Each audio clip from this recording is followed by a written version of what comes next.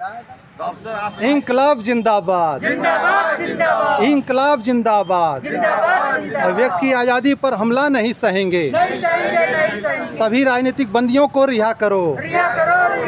सत्तासीन सरकार का विरोध की असहमति को देशद्रोह कहना बंद करो। अरुंधति राय और शेख शौकत हुसैन के खिलाफ यूएपीए को वापस लो। इंकलाब जिंदाबाद।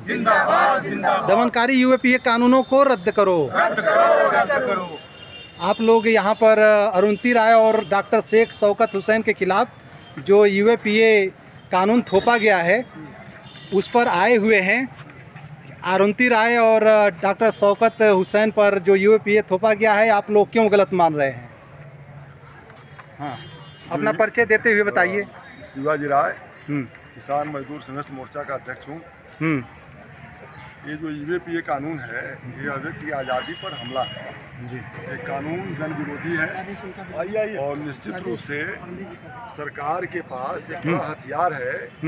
जो सरकार जुर्म करती है उसके खिलाफ जो आवाज़ उठाते हैं उनके खिलाफ ये मुकदमे दर्ज किए जाते हैं। और अरुंधति राय पर जो मुकदमा दर्ज हुआ है और शेख शौकत पर जो मुकदमा दर्ज हुआ है ये गैर कानूनी है। और दिल्ली का जो गवर्नर है, लेफ्टिनेंट गवर्नर, वो बिल्कुल तानाशाह है और सभी लोग जानते हैं कि वो मोदी का दलाल है। और इसलिए मोदी को प्रसन्न रखने के लिए वो तमाम लोगों को फंसाया करता है। दिल्ली की सरकार नहीं चलने देता है वो। उसने तमाम जो दिल्ली के साथ जो बर्ताव किया, दिल्ली सरकार से बर्ताव किया, सभी लोग जानते हैं। इसलिए वो वहाँ पर रखा गया है।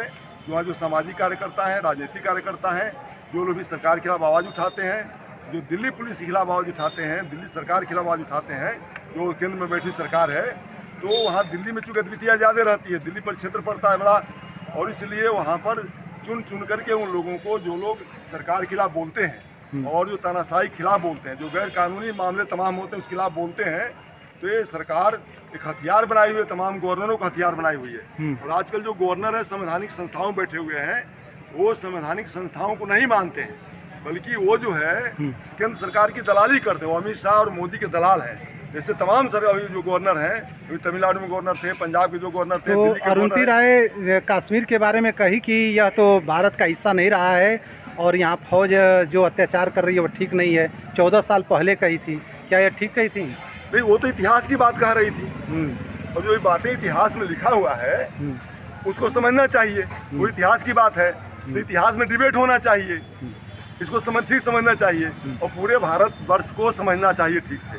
तो इतिहास की बात को कोई इतिहास के बारे में कहता है तो ऐसे जो है 70 से 75 साल पहले, 1947 के पहले देश गुलाम था, अंग्रेजों का था, तो क्या कह देंगे नहीं हम आज़ाद थे?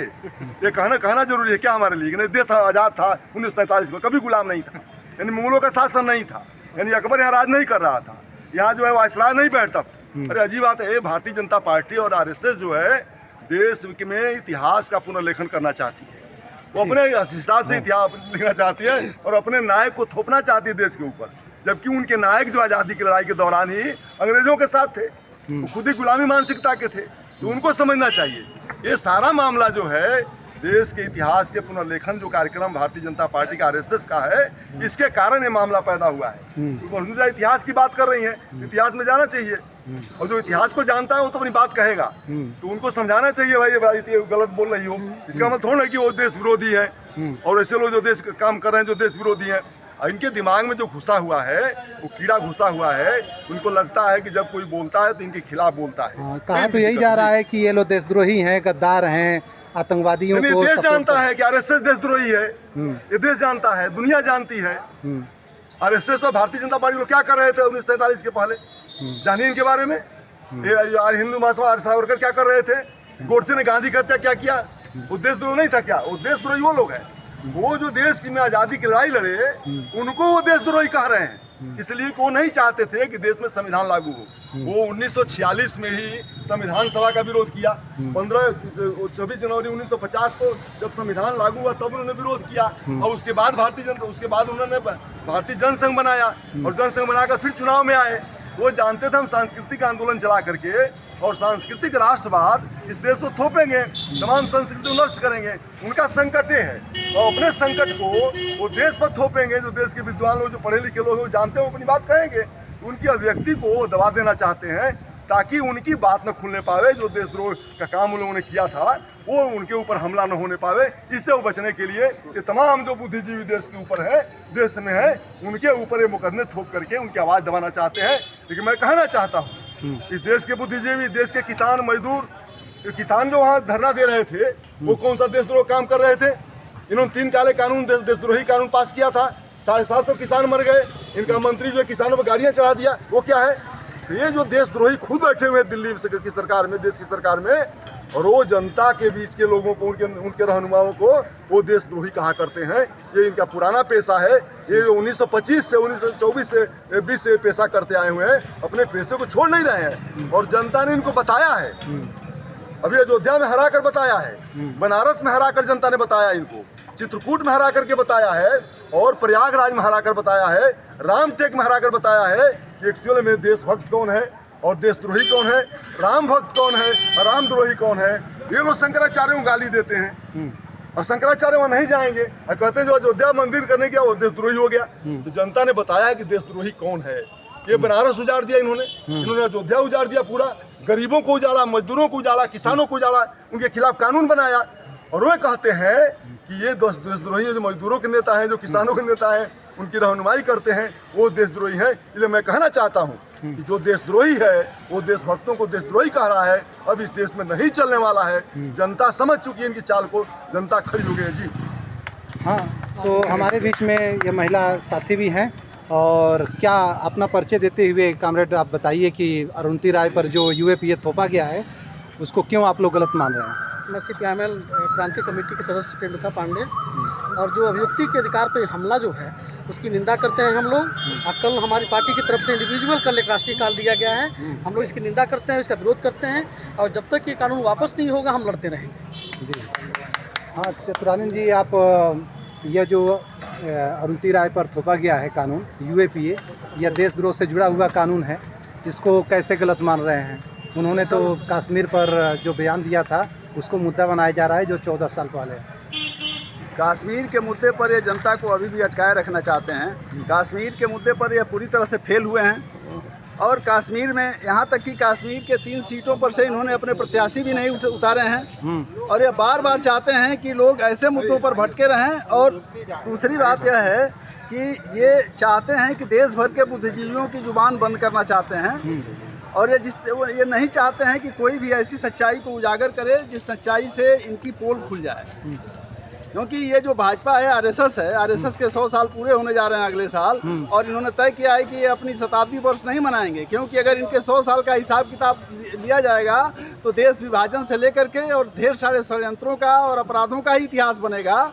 जो इस देश को इन्होंने, इस मुल्क की संस्कृति को नष्ट करने की सुपारी ले रखी है जिस आरएसएस ने, उसका 100 साल पूरा हो रहा है। उस पर सवाल न उठें, और ये चाहते नहीं हैं कि इनकी असलियत उजागर हो।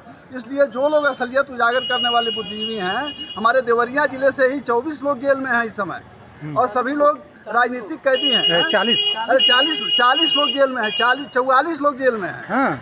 और ये कुछ प्रमुख लोगों का नाम, जैसे यहाँ CPIML के जो ये राष्ट्रीय कार्यकारिणी के सदस्य रहे हैं, ये रामकिशोर वर्मा जी हैं, उनके साथ 39 किसान मजदूर हैं, गरीब लोग हैं, जिनको बिना वजह उनके घर की हत्याएं हुई, उनके घर लोग मारे गए, उनका 18 महीने का बच्चा मारा गया, बूढ़ी मारी गई, और अपराधियों को बचाने के लिए और सिर्फ ये लाल झंडे से जुड़े हुए लोग थे, इसलिए इनको जेल में डाल दिया गया। ब्रजेश हैं, प्रभा हैं, कृपा शंकर हैं, और ये तमाम लोग जो अपना काम कर रहे थे, घरों पर रह रहे थे, लेकिन ये इस सरकार की आलोचना करते थे, उसके खिलाफ बोलते थे, किसान मजदूर आंदोलन से जुड़े हुए थे, इसलिए इनको जेल में डाल दिया गया।